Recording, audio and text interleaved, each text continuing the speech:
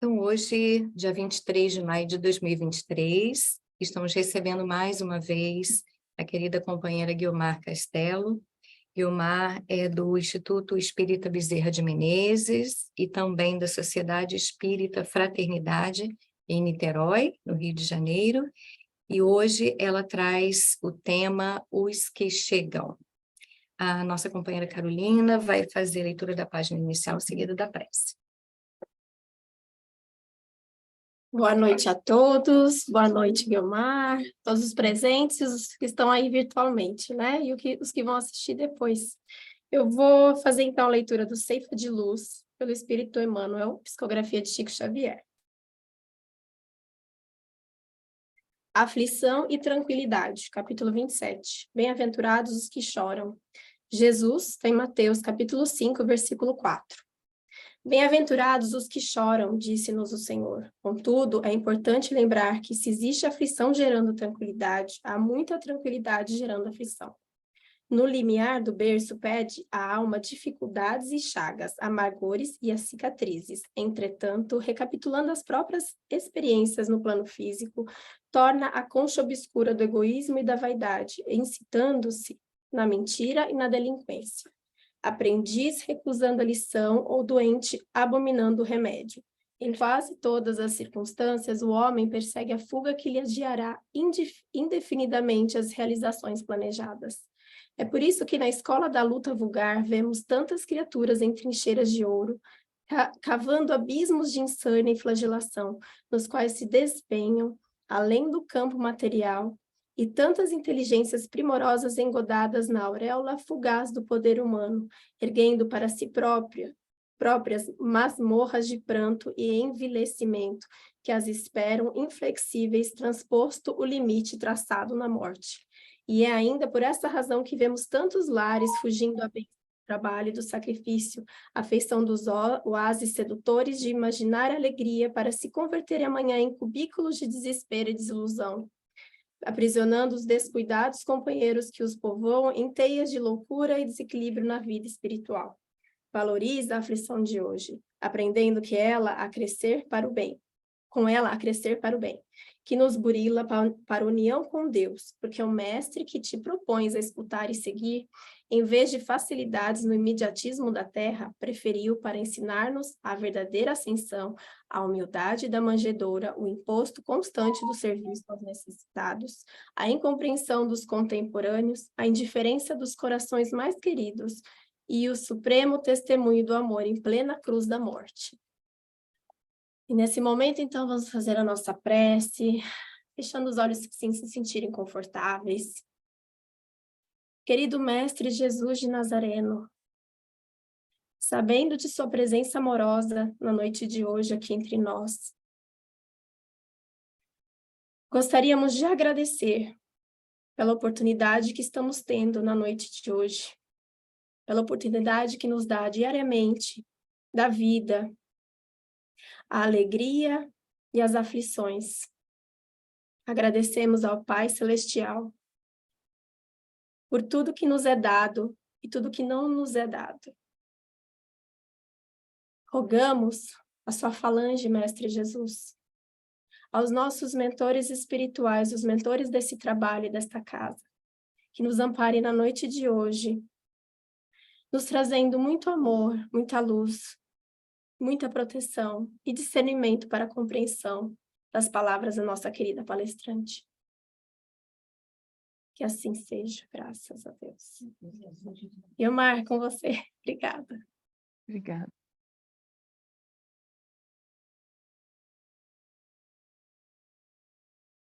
Queridos companheiros, boa noite. É sempre uma alegria muito grande estar com vocês, podermos trocar as nossas reflexões, podemos aprofundar os nossos pensamentos na dimensão da vida maior e trazermos a paz do Cristo aos nossos corações. O amigo Irmão X, também conhecido por nós como Humberto de Campos, ditou a psicografia de Francisco Cândido Xavier, algumas obras. dentre as quais um livro que se intitulou Cartas e Crônicas. E há nesse livro um capítulo intitulado A Petição de Jesus. E nos conta o benfeitor querido que, em dada ocasião, Jesus havia trabalhado muito aquele dia, atendido muitas pessoas, e ele estava muito envolvido com os trabalhos em Cafarnaum. E ele chama então Pedro, aquele discípulo rocha, forte, né, em quem Jesus depositava muita confiança, e o chama, ele diz: Pedro, eu preciso muito de um favor seu. Claro, mestre, o que quiseres.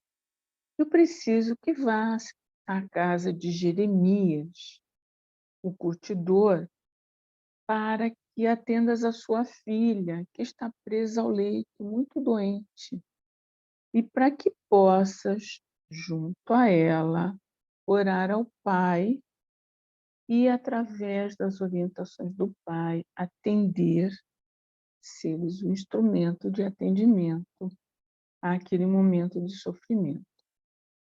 Pedro exultou de alegria, porque, afinal de contas, ele tinha uma tarefa que vinha diretamente do Mestre e que ele iria executar da melhor maneira possível.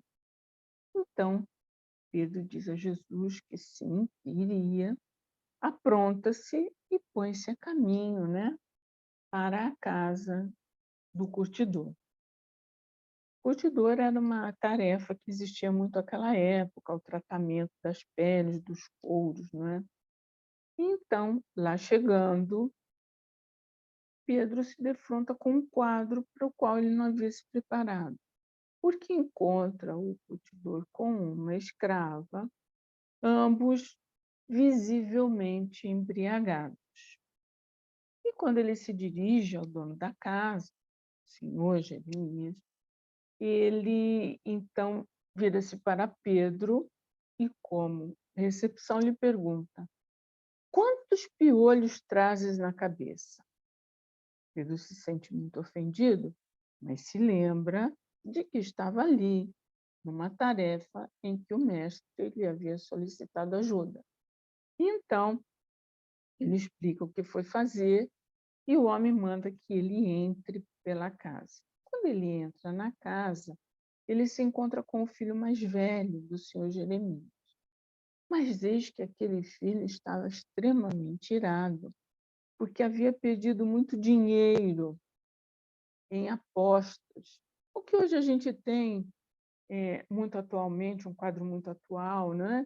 Perda de verdadeiras fortunas nas criptomoedas, bitcoins, essas coisas. Mas, enfim, ele havia perdido muito dinheiro e então estava no extremo mau humor. E quando Pedro, então, lhe pergunta por sua irmã, que vinha para estar com ela, ele o manda para dentro da casa, dizendo que não se preocupava com a sorte de sua irmã. Quando ele adentra a casa, ele esbarra na dona da casa. Mas essa quase não lhe dá atenção, porque ela estava muito preocupada em castigar uma menina, bem se vê que era uma filha de uma escrava. E ele, então, pergunta da filha da senhora, mas a senhora estava fazendo um verdadeiro escarcéu por conta de um figo. E Pedro olha aquele quadro, mas, enfim, a mulher lhe diz: vá, entre ali na segunda porta à direita. E ele vai. Só que, no entanto, a senhora havia lhe indicado o aposento errado, porque quando ele entra, ele percebe que era o quarto do casal e que seu filho mais novo ali se encontrava mexendo numa espécie de cofre, né?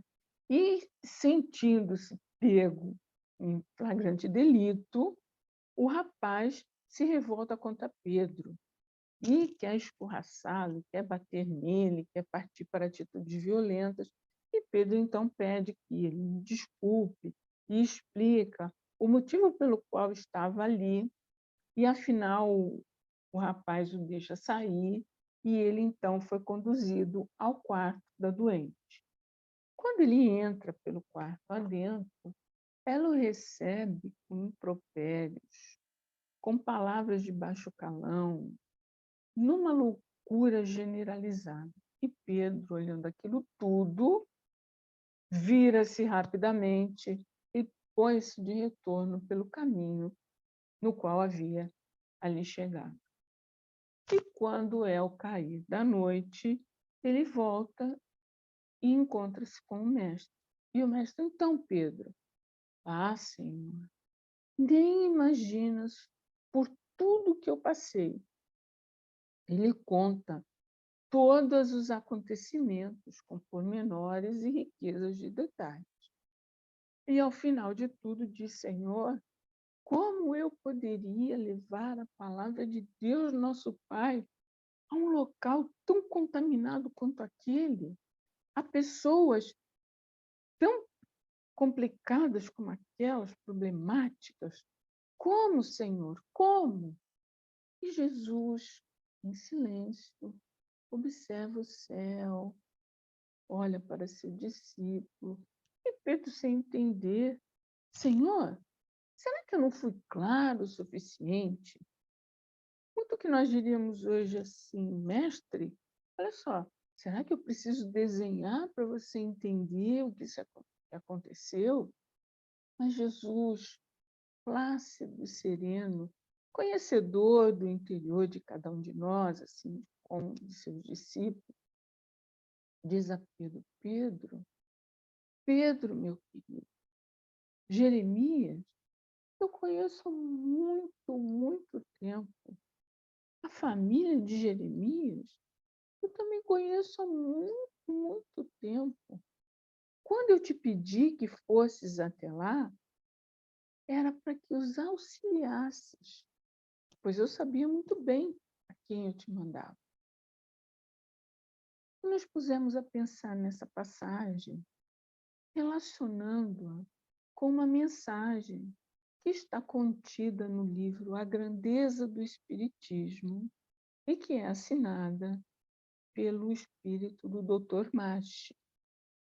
Esse livro, essa mensagem que tem o título Os que Chegam, né? Desse benfeitor amigo que moreja em nossas casas e atende a todos nós, o Dr. Guilherme Taylor Machi. Ele é filho de Jorge Machi, que nasceu e foi criado em Portugal, mas por direitos diplomáticos era cidadão inglês, que veio para o Brasil e se casa com a senhora Inácia Machi e tem esse filho, Guilherme Taylor Machi. Mas o senhor Jorge Machi tinha uma fortuna considerável e comprou terras, e dentro das suas terras foi onde surgiu a cidade de Teresópolis, na Serra Fluminense, né? A sua fazenda tinha 107 milhões de metros quadrados. Criava gado, vivia da agricultura. Era uma gleba de terra muito produtiva. No entanto, Guilherme vai ficar órfão muito cedo. E então é nomeado um tutor para que cuide dele. E esse tutor se preocupa muito com a formação intelectual de Machi, e ele vai ter, então, uma belíssima cultura. Ele o matricula na Escola de Medicina da Corte e, aos 21 anos, Guilherme Taylor Machi é médico, forma-se médico. Aos 22 anos, ele se casa com Francisca de Paula Machi. E eles, então, irão residir na cidade de Niterói. Mas ele terá, na sua juventude, passado por uma doença que, à época, era muito difícil de lidar, que era a varíola. Estamos falando de uma época pré-vacinal. E, então, a varíola ceifava muitas vidas. Mas o rapaz, cujo tutor estimara muito na sua cultura, não tivera o mesmo primor com a fortuna. Então, ele se encontrava numa situação de extrema penúria.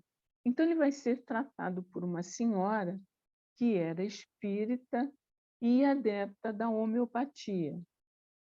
Também por um senhor chamado Nascimento, que era um médium espírita, que atendia pessoas com um receituário homeopático. E ele vai sobreviver à doença sem ficar com sequelas aparentes, sem aquelas manchas características na pele, aquelas marcas da varíola, e ele vai ficar bem. O tempo vai passar e ele começa a ter uma grande clientela como médico, mas era uma pessoa muito simples, né? E ajudava a todos. Ele não só receitava, clinicava, como também oferecia os medicamentos. E, com isso, a sua situação econômica foi sempre de muita dificuldade, sendo que a própria municipalidade, vendo a importância do trabalho daquele médico, lhe dá uma casa. E as senhoras da coletividade a decoram. Casa essa que nunca era fechada, porque ele dizia que era a casa de todos aqueles que não tinham teto. E atendeu a todos, sempre, mesmo quando a patologia, com o correr dos anos, veio cobrar, né, o seu tributo, lhe dificultando a locomoção, ele continuará atendendo as pessoas sempre de bom grado, sempre muito feliz, e apresentar-se-á, já no mundo espiritual, com o seu jaleco, que de tão usado, lavado e sofridinho, tinha muitos puidinhos. E quando se apresenta o espírito do Dr. Machi, daqueles puídos de seu jaleco, espelha-se uma luz infinita, tal a grandeza deste espírito. E quando ele vem e nos traz essa mensagem nos que chegam, ele virá trazer um comentário que é pertinente ao Evangelho segundo o Espiritismo, no seu capítulo 8, Bem-aventurados os que têm puro o coração. E lá, nesse capítulo, João Evangelista trará também uma mensagem no ano de 1863 sobre o atendimento, o atendermos às crianças, quando Jesus nos fala, deixa vir a mim os pequeninos. Estas crianças que o amigo espiritual nos dirá que não são as crianças da idade cronológica, mas sim as crianças do entendimento, da maturidade espiritual, que somos todos nós, que aportamos ao mundo espiritual rogando bênçãos, atendimento, ajuda, amparo. A grande maioria de nós, quando chega à doutrina espírita, o faz através daquela alavanca da dor. E então dirá o Dr. Machi na mensagem: aqueles que chegam doentes da alma, flagelados do corpo, alienados contra o trabalho do bem e do amor ao próximo, jovens desestimulados, adultos desmotivados, todos nós que necessitamos chegar em algum porto que nos ofereça segurança, que nos traga a mensagem do Mestre, quando pede a seus discípulos que nos auxiliem, porque o Mestre nos conhece, sabe das nossas dores, das nossas lutas, dos desafios que temos que enfrentar e que muitas vezes necessitamos de chegar a um porto seguro que nos traga o amparo, a força, para que a gente enfrente essa situação.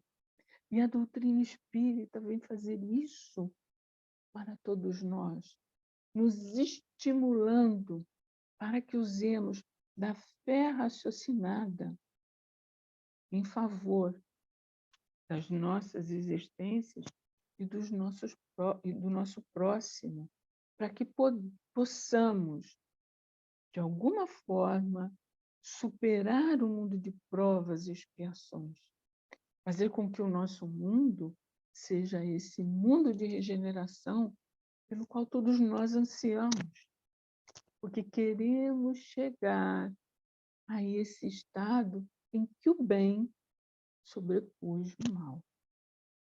E é por isso que o amigo benfeitor nos chama para o exercício da fé, mas a fé virtuosa, isto é, aquela fé que faz com que nós trabalhemos, mas sem procurarmos o self-marketing, né? Sem a gente procurar essa publicidade pessoal que tantos de nós necessitamos para os nossos trabalhos, para justificar aquilo que fazemos, mas também para justificar quando não fazemos, no julgamento do nosso próximo, quando estamos no trabalho do Cristo, que sabe quem é esse próximo, que sabe quem era a família de Jeremias, mas ainda assim envia Pedro para que auxiliasse. Então, precisamos estar vigilantes, mas, acima de tudo, virtuosos na nossa fé, como nos conclama o Espírito, esse benfeitor amigo. Mas nós, quando pensamos em virtude, já dizemos que ela está muito longe de nós, porque não nos imaginamos capazes de sermos virtuosos. E é por isso que Allan Kardec também irá perguntar aos amigos espirituais qual seria a mais meritória de todas as virtudes. Nós poderíamos dizer, bem, é a caridade, é o amor ao próximo, é o desprendimento. E os amigos espirituais, sim, ressaltam aquela verdadeira caridade que é desinteressada, aquela que nós fazemos sem nenhuma segunda intenção, é muito meritória, virtuosa. Mas a virtude a qual os benfeitores irão enobrecer e que está ao alcance de todos nós, será aquela que eles descrevem como: haverá virtude toda a vez que nós sobrepujamos, que nós vencemos, que nós ultrapassamos as nossas más inclinações. Então, eu vejo que virtuoso não é apenas aquele a quem eu dedico uma atenção, aquele a quem eu elejo como um modelo para a minha vivência, mas também poderei ser eu, toda vez que eu me proponho a vencer aquelas coisas que aparecem no meu pensamento, mas que quando eu estou virtuoso na fé, eu me sobreponho a isso. Não, eu não quero pensar assim. Cristo não pensaria assim. Então, quando nós nos defrontamos com as situações de desafio da nossa vida, nós deveríamos pensar como Cristo agiria nesta situação. Ou como eu gostaria que o meu próximo agisse comigo em tal situação. Então, amigos, a mensagem da noite de hoje reforça muito este contexto daqueles que chegam até nós e que nos buscam, que buscam um conselho. E qual será, dentre todos, o melhor conselho que eu posso oferecer ao meu próximo? Todos nós ficamos pensando a respeito disso. Qual seria o melhor conselho? Seria, como Cristo nos disse, amar a Deus sobre todas as coisas e ao próximo como a si mesmo? Isso, Jesus nos disse que aí estava contida toda a lei e os profetas. Seria um bom conselho? Seria. e tantos outros que ele nos deixou. Mas, na verdade, o melhor conselho que nós poderemos dar a todos aqueles que chegam até nós será um só: o exemplo. É o nosso exemplo que falará fundo no coração daqueles que nos cercam. É a nossa fé que nos mantém de pé nos momentos em que os desafios chegam. É a nossa fé que faz com que não desanimemos, porque entendemos os porquês e os para quê. Então, hoje, nos encontramos naquela posição em que Cristo nos chama, tal qual chamou a Pedro, para atender aqueles que atravessam as suas dificuldades. Eu sou chamada para atender no meu lar, na minha família, no meu trabalho social, no meu trabalho profissional, no meu trabalho voluntário. Eu sou chamada todo o tempo para atender, para auxiliar, para amparar, para envolver aqueles que chegam até mim. E aqueles que chegam até mim são tal qual eu um dia cheguei aqui. E eu cheguei aqui movido por muitos fatores. Mas hoje, com toda a certeza, eu me encontro melhor do que quando eu cheguei.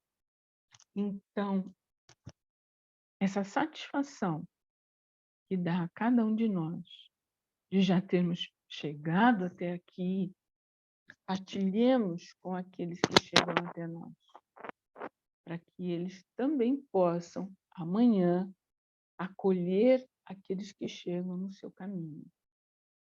É esse o melhor conselho, é sermos o exemplo daqueles que atendem a todos os que chegam, a todos que aportam aos corações confrangidos, àqueles que necessitam de serem atendidos, de receberem essa água que descedenta, que mata a sede, ou, como diz o Espírito protetor na continuação do capítulo do Evangelho segundo o Espiritismo, esse é o leite que alimenta os fracos. E esse leite da mensagem do amor do Cristo, que a doutrina espírita nos traz concreta, através destes amigos espirituais, espíritos luminosos, que nos trazem as mensagens, que possamos ser o leite que fortalece a todos aqueles que chegam até nós.